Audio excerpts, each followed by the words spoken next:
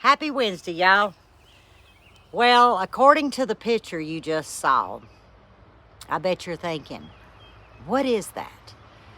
Well, I gotta admit something. Last night, I always do a walk around. First thing in the morning, afternoon, and late evening in the garden, because things can change that drastically just in between 4 or 5 hours throughout the day. And I came across where I'm sitting on this end, and I said, oh no. Now, mind you, I didn't see it yesterday morning, but I ran through because I had to do all those mulberries.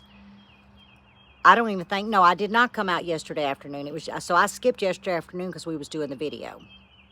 Last night I came through, and I came through intending on, which I did, and I'll show you guys, on plucking off the flowers on my peppers. And I'll explain to you why I do that, because I know I have a lot of new gardeners.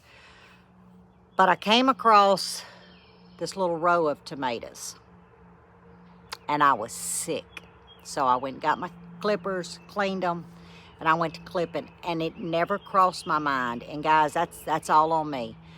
I most times miss an opportunity to turn the camera on because it may be new knowledge to some, or how I treat something may be something you guys want to try. And I am my world's worst to myself that I don't think about grabbing my phone and doing a quick video on things that I stumble upon or things that I have to correct. Well, that was last night.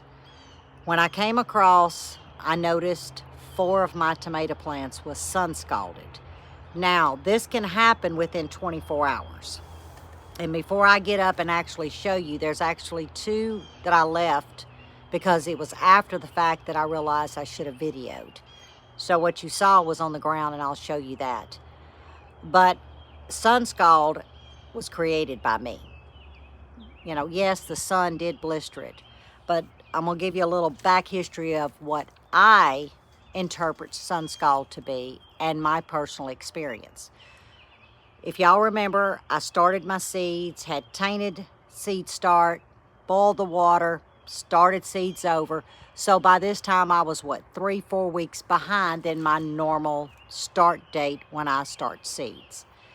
If y'all remember, I did not bring them out of the greenhouse except the day before. So I failed my plants when I didn't bring them in and out of the greenhouse 4 or 5 days consistent to acclimate to the sun, to the weather, some wind. And I knew this. And I was like, but nah, I think it'll be fine. Well, no, it wasn't fine, because I took those plants basically from the greenhouse and I planted them. Now, mind you, they're under a shade cloth. But where they're sitting is where the direct sun comes in right between 2 trees, and that would be those 2 gumball trees, because none of my other ones are affected. So by me not taking the time to acclimate, they were tender leaves. That sun scalded them. Now my other ones are not scalded. Why is that? Because remember, I had a second round. I started seeds, I came back and started another round after I got the other ones all emptied. Those were able to stay at the front of the greenhouse with both ends open, wind blowing, they were getting sun, and then we just got them planted, 2 weeks ago. So I acclimated them correctly, so therefore I don't have any SunScald. But every one that I pulled that day directly from the greenhouse, directly into its permanent house to the end of its life cycle, has developed SunScald.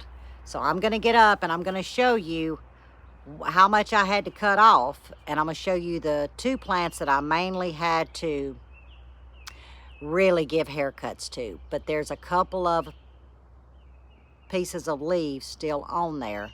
Now, most times I'll cut the whole leaf. Sometimes if it's just a little tip, I'll cut it off.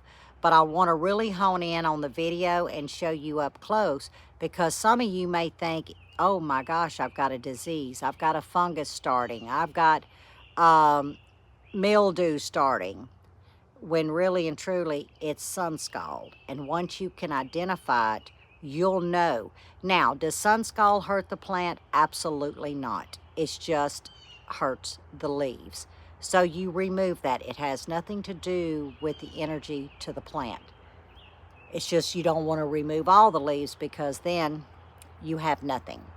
You literally have nothing. And 2 of mine, I left just a top. And I hope that it's going to work for me. I don't know. Because, guys, honestly, I did not see it. I didn't even see it coming. And something tells me I didn't pay attention. I imagine it was small spots. And then, poof, all of a sudden, when this heat came out, it took over. So, let's get up and let's look up close what SunScald looks like on your leaves.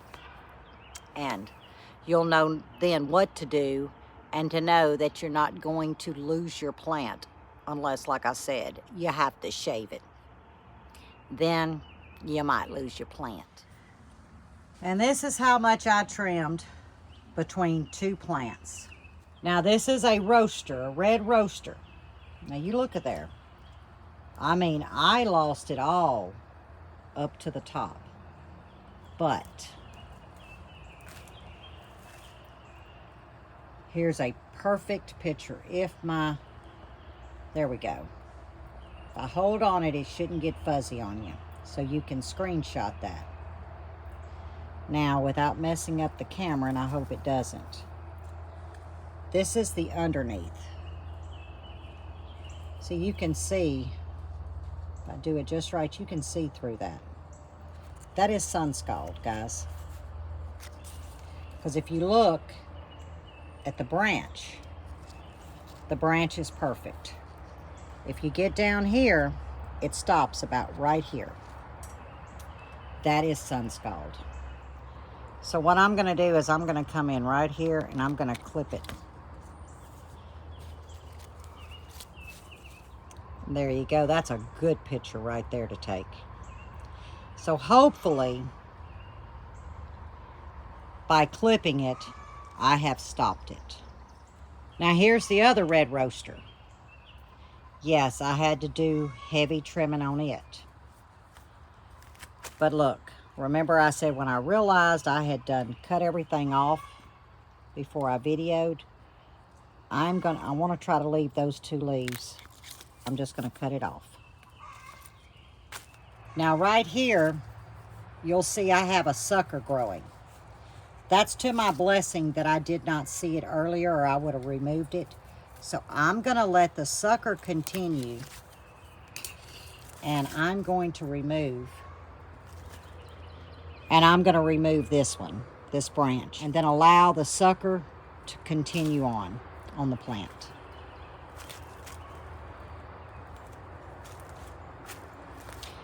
And here's the other one. This is a red roaster. And that was all 3 red roasters. But that was the first ones that germinated. And that was the first ones that I brought directly out. Now I have some beautiful tomatoes starting here. And I do believe I'm just going to go ahead and let me see if I can get in here to clip this off.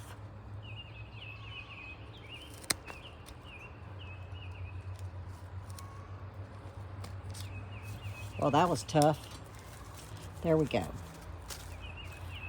But all these others are fine. But like I said, these came out like a week later. I had them at the end of the greenhouse. See? Now I do see a little bit starting here. This is a great example. I'm just going to take that off, and I'm going to take that one off. And guys, that's really all you can do. Okay, I put all of that over in the compost. Now I'm over here by these are the Marconis. Y'all seen me do this, well, for years. Well, there again, I missed the opportunity, but I remember, and I was like, let me leave a few flowers.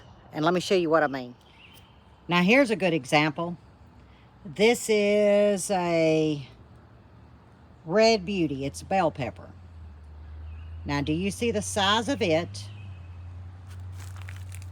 and the size of those? This is where I want my stalk to be. It's a nice, healthy stalk. So therefore, I am going to allow this one to start blooming, which it's about to. This is what I'm talking about. That's a healthy, good girth on this plant. Now, I do have to tie it, which I use those tomato clips. Here's the other one. Nice, healthy stalk. I left the bloom on because that's where I want these plants to be. I don't want them this size and to produce blooms. And I do see one that I need to clip off right there. This is the best time to do your trimming. Which, like I said, mine were beat up from them gumballs. But you see what a tiny plant that is? It's got to get strong before I allow it to produce me any fruit.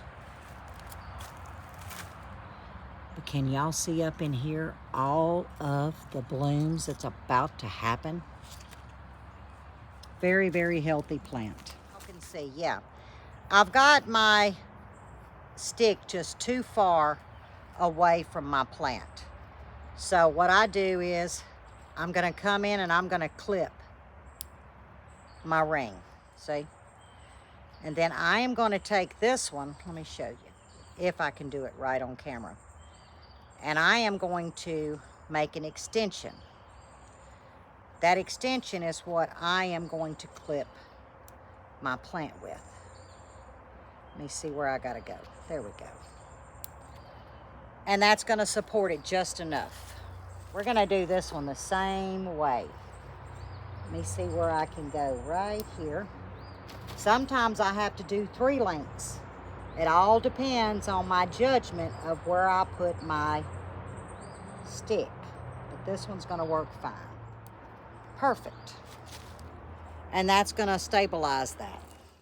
So I'm gonna take my cuttings, go dump them, and oops, hang on, and sit down and drink my cold coffee.